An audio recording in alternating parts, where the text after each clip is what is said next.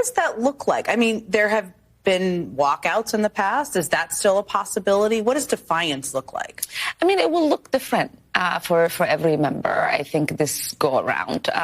We shouldn't be surprised if we see walkouts. We shouldn't be surprised if we see, the kind of coordinated effort in dressing a certain way to send a message.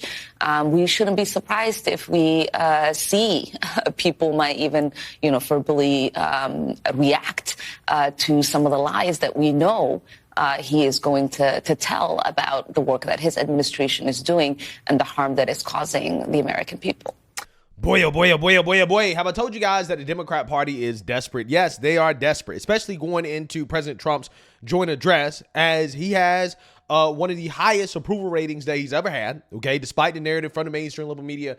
And the Democrats have one of the lowest approval ratings that they've ever had in history, okay? And that is the reality that we're currently living in right now, that most Republicans, the people that voted for President Trump, are actually happy with the things that he has done thus far, okay? And Democrats are just mad. They're mad, they're upset. The liberal media, they're mad, they're upset. So they have now gone back to the same old playbook that they used during the Biden administration to push propaganda on American people, which is to manufacture a reality that doesn't exist, okay, in the sense that they're trying to make it seem as if there's a large revolt against President Trump, especially amongst Republicans, because they know that the one thing that is President Trump's superpower is that the people have not abandoned him, okay? And as long as conservative voters, Republican voters support the president, the attacks from the mainstream liberal media will be ineffective, okay? Totally ineffective. For example, when it comes to this war in Ukraine, okay? CNN just released a poll showing that a majority of the American people actually support President Trump and his proposal for Ukraine, okay? Despite all of the propaganda from the liberal media, Democrats calling anybody who disagrees with them Putin apologists, Putin puppets, Kremlin propagandists, right? Despite all that, despite all the smears from the media and Democrats, the American people over time have come to agree with President Trump on this issue of Ukraine. It shows you that the propaganda just doesn't work. But again, they're trying once again to sway the opinions of the American people by manufacturing a reality that doesn't exist. And that's why everything that Democrats do is basically staged, right? Like, for example, when it comes to the protests that allegedly are happening against GOP congressmen, well, they're just a bunch of Democrats and paid protesters. I'm not saying there's not one or two conservatives or Republicans that are upset, right? But they were never Trumpers, okay? When it comes to Trump's core base, the reality is that as of right now, the base is pretty happy with President Trump, but that doesn't stop the liberal media in their desperate attempts to change this reality. And we're seeing this happen in real time as we got to talk about more propaganda going into President Trump's joint address to Congress, which I do plan on live streaming, by the way. Okay, I do plan on live streaming it. But the Democrats are putting out a message that seems to be coordinated, right? And they basically got busted reading from the same script in order to attack President Trump. So it started out with Chuck Schumer releasing this video. Bring prices down starting on day one. That ain't true. That's what you just heard. Since day one of Donald Trump's presidency, prices are not down, they're up. Inflation is getting worse, not better. The prices of groceries, gas, housing, eggs, of essentials is not getting better, it's getting worse. Meanwhile, Donald Trump has done nothing, goose eggs, to lower prices for you. Instead, he's pardoned violent criminals who savagely beat police officers on January 6th. That's an effing disgrace. He's letting Elon Musk take a chainsaw to vital government programs and then, even worse, giving him access to Americans' most sensitive data. Social security numbers, tax returns, health care bills. He's fired thousands of essential workers, people who help our veterans get their benefits, people fighting Ebola in Africa so it doesn't come here. He's frozen funding for vital programs that so many American families need. Cancer research, education funding, payments to family farmers, and so much worse. Why are they doing this? Trump, Musk, Doge are taking these vital services away from you for one reason only, so they can give tax breaks to their billionaires club. Their plan is awful, simply awful. Billionaires win, families lose. And that is the truth. Hilarious, right? Because, it's funny. Democrats have 4 years to do all of these things that Chuck Schumer is demanding that Trump do in 1 month, and they didn't do it, right? They have absolutely zero answers. In fact, what's happening right now would be happening under the Democrats, right? I mean, there would be zero change because, again, they did not do any of the things that Chuck Schumer is demanding President Trump do, and President Trump is actually working on trying to fulfill his promises. It's just that it takes a while, right? He has not had time to actually implement any of the economic proposals that the GOP is currently working on right now, okay? It hasn't had time to do it. But yet again, these people, they are essentially trying to smear President Trump using Joe Biden's bad economy, right? This is what they're trying to do. Now, again, the problem with the Democrats is the fact that they lack authenticity, okay? Chuck Schumer put this out on his social media, and then lo and behold, you had a bunch of other Democrats putting out messages on social media. The problem is that they're all reading from the same script, that this is completely and totally coordinated and staged. Take a look. When I win, I will immediately bring prices down starting on day one. That ain't true. That's what you just heard. Since day one of Donald Trump's presidency, prices are not down, they're up. Inflation is getting worse, not better. The prices of groceries, gas, housing.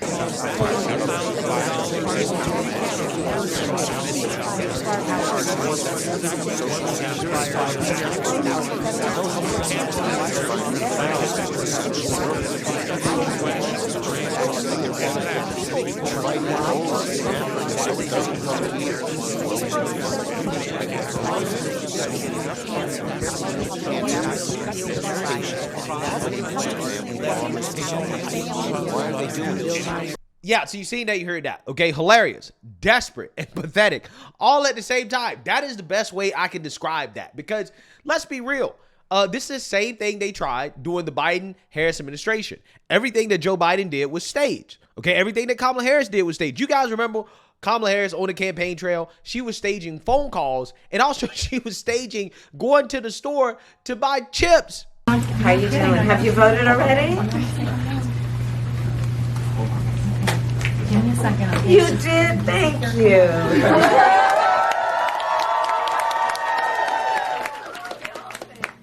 Thank you so very much.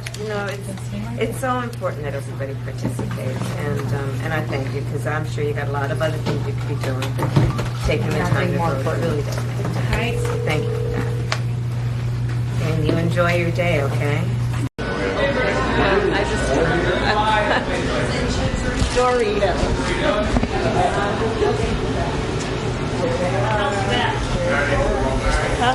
Ah, Dougie, there they are. Yeah. Thank you. I know you want those. You see corn nuts over there, Tim? Oh, yeah, that's the big. There you go. That's funny. You see corn nuts over there? Yeah, so they haven't learned their lesson. They haven't learned their lesson at all. They have not learned the simple reality, which is that the American people hate the fakeness of the Democrat Party, right? What they do is inauthentic. Everything they do is staged, okay? And they're staging, disrupting President Trump's speech to Congress. Apparently, this is what they are plotting to do, as they're also fuming over the fact that their response to President Trump, the pushback against President Trump, isn't working, right? And they don't really know what to do in order to combat the Trump administration. So that is causing big problems as well, too. They're literally imploding over the fact that their propaganda isn't working. And again, this is why you're seeing them do these desperate things like stage these responses to President Trump. Take a look. Madeline Rivera joins us live from Washington, D.C. So, Maddie, what's this resistance look like this time around? Well, I think that's part of the problem that Democrats are experiencing right now. They have not been able to unite around one cohesive strategy. So since retaking office, President Trump has moved with lightning speed to reshape the federal government. And Democrats largely share one thing in common. They are angry. But again, they've been struggling with how to effectively push back against this administration. They're reportedly now weighing two approaches ahead of the president's joint address to Congress. Axios reports House Minority Leader Hakeem Jeffries and Senate Minority Leader Chuck Schumer do want members to attend with a +1. A congressional memo obtained by Axios asks House Democrats attending the joint address bring a guest who has been harmed by the Trump administration's early actions. Party leaders are encouraging members to stay disciplined and focus on kitchen table issues and protecting programs like Medicaid.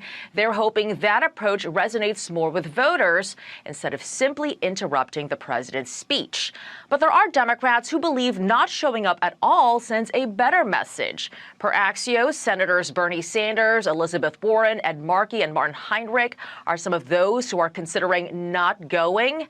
Senator Chris Murphy is reportedly also considering not attending, telling Axios when President Trump does the speech, it's not a serious event. I don't negotiate, don't negotiate. Those are protesters rallying against Elon Musk's firings in the federal workforce as Democrats fume over a lack of response to President Trump's agenda before tomorrow night's address to Congress.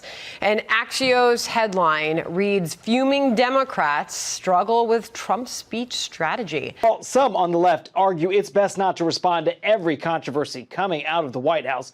Others argue not responding is even worse. In fact, the problem is the Democrats have been playing dead for too many years. I don't think you play dead. I think you stand up for the working class of this country and make the point.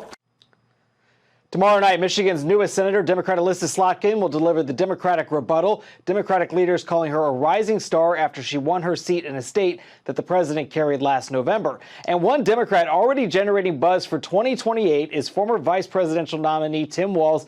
He says he's open to potentially running for the White House again, but this time at the top of the ticket. No final decisions yet, but he's kind of floating it out there. We don't know whether or not Kamala Harris, whether or not she would choose to run again. She did not show up for last night's Academy Awards. There were rumblings she may have shown up there. Instead, her husband posted a photo of her enjoying some Doritos. Yeah, so Democrats are all over the place, right? They are in shambles, okay? It's so bad that Tim Walz is thinking about running for president. Again, this guy was thoroughly rejected. I think he's part of the reason why Kamala Harris lost, to be honest with you. But apparently, he wants to run. That is how bad the Democrats are doing right now, okay? They have zero leadership. But again, you have some people that are plotting to protest during the speech, okay? This is what they're plotting to do. Democratic lawmakers are discussing a litany of options to protest at President Trump's speech to Congress on Tuesday, including through outright disruption. A half dozen House Democrats told Axios. I guarantee you, this is probably the ghetto caucus, right? The ghetto Democrats are probably the ones that are going to be kicking and screaming and crying and shouting and hooping and hollering as the president is talking to the American people.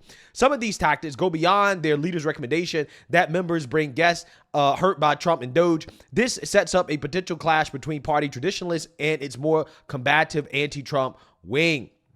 Quote, "The part that we all agree on is that this is not business as usual, and we would like to find a way productively to express our outrage," one House Democrat told Axios. There's a widespread disagreement among Democrats, both inside and outside of Congress, over what would be the most appropriate and effective form of demonstration. Some members have told colleagues they may walk out of the chamber when Trump says specific lines they find objectionable. Lawmakers told Axios criticism of transgender kids was brought up as a line in the sand that would trigger members to storm out, according to a House Democrat.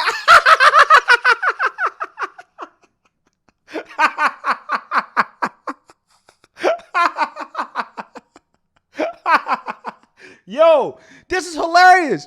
These people are clueless.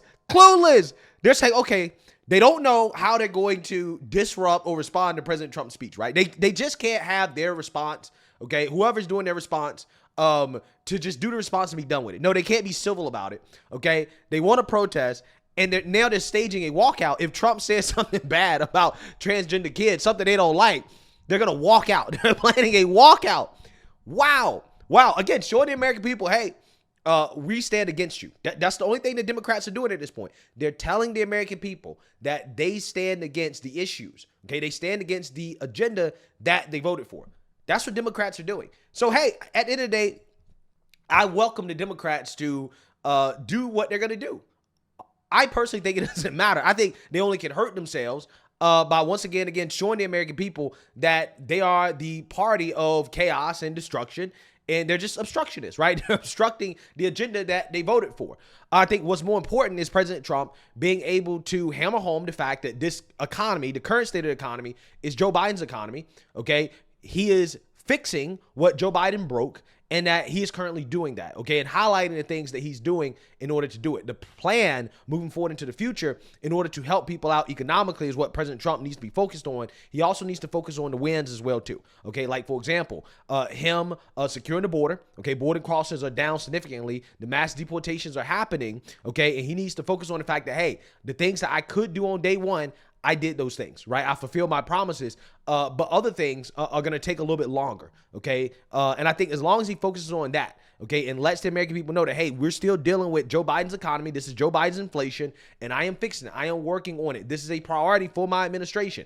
As long as he drives home that point, it doesn't matter what Democrats do. Because ultimately, at the end of the day, the Democrat Party, their party of clowns, right? They're a clown show. This is why their approval rating is in the tank, right?